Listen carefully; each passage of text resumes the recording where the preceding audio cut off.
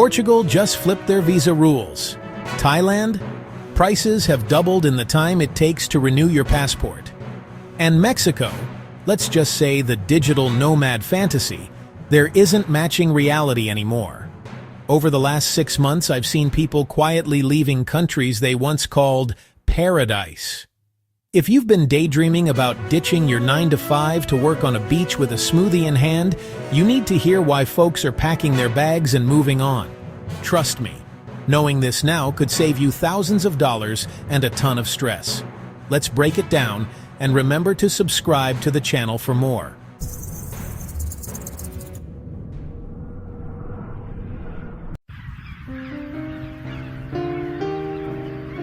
Portugal used to be the European digital nomad capital. Affordable wine, sunny beaches, English almost everywhere. It checked every box.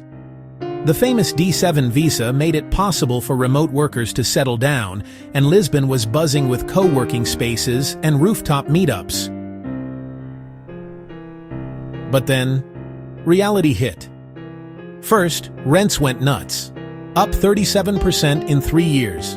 Locals couldn't afford their own neighborhoods anymore. The government stepped in, visa rules tightened, and suddenly that once friendly D7 wasn't so friendly. Second, the NHR tax break, gone as of 2024. That was the loophole where expats basically paid little to no tax for a decade. Not anymore. And third, processing times have ballooned, and the income requirements are much higher. So even if you do get approved, here's what you're walking into. A one-bedroom in Lisbon now costs €1,200 to €1,800 a month, more than a lot of mid-sized US cities. I've spoken with nomads who left kicking and screaming. They didn't want to leave, but when the numbers stop adding up, you can't fight math. Thailand is the one that stings. For years, it was the promised land for digital nomads.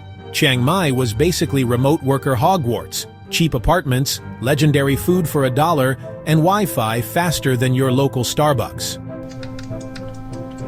But let's stack the numbers.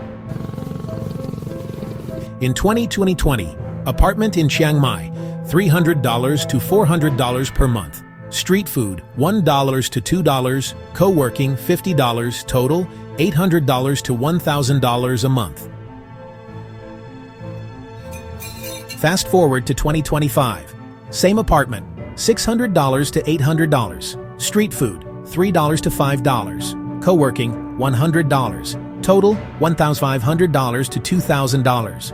That's nearly double in just 5 years. And it's not just the cost. Thailand passed a tax rule in 2024 that says any foreign income brought into the country gets taxed. For years, nomads played a kind of legal hide-and-seek with this. That game's over. Plus, visa runs? Cracking down. The days of bouncing to Cambodia every 2 months? Done. Immigration is denying people who try to stretch tourist visas. And the vibe? It's different. Facebook groups that once had multiple meetups a week are slowing down. The community's thinning out.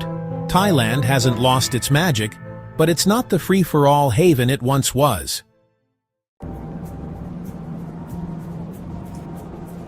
Mexico's story is a little more complicated. It's a massive country and every region is different, but 3 big issues are making digital nomads rethink things. First, safety. Places like Playa del Carmen, Tulum, even parts of Mexico City have had cartel-related incidents hit the news. It's not the whole country, but when headlines keep popping up, perception matters. Second, backlash. Locals in Mexico City especially are pushing back. Graffiti saying, "Gringos go home." Protests about rent prices. And honestly, they have a point. Remote workers earning dollars can outbid locals making pesos. In trendy areas like Roma or Condesa, rent has exploded and resentment is in the air. Third, visas. Mexico used to be super chill. Roll in on a tourist visa, extend it, repeat. But immigration's tightening up. People are getting 30 days instead of 180. Long-term stays aren't guaranteed anymore. It doesn't mean Mexico's off limits, but the honeymoon phase, that's definitely over.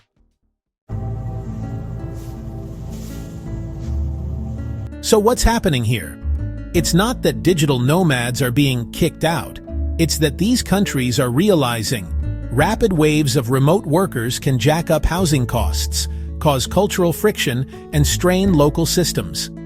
At the same time, the economics for nomads are shifting. Cost of living isn't static. If a place gets popular, prices follow. Add in tax laws and stricter visa enforcement, and suddenly the lifestyle doesn't look as breezy. But don't panic. The dream isn't dead. It's just evolving. Nomads are exploring new spots. Eastern Europe beyond Lisbon, smaller towns in Latin America instead of just Mexico City, and up-and-coming hubs in places like Vietnam, Georgia, and even parts of Africa. The question isn't, is digital nomad life over? It's, where is the next wave going? Being a digital nomad was never about chasing the cheapest pad thai or the easiest visa. It's about freedom, and freedom always comes with trade-offs. Portugal, Thailand, Mexico, they're still amazing places, but they're changing fast. If you're thinking about making the leap, go in with your eyes open, do the math, and maybe keep your bags a little lighter than you think.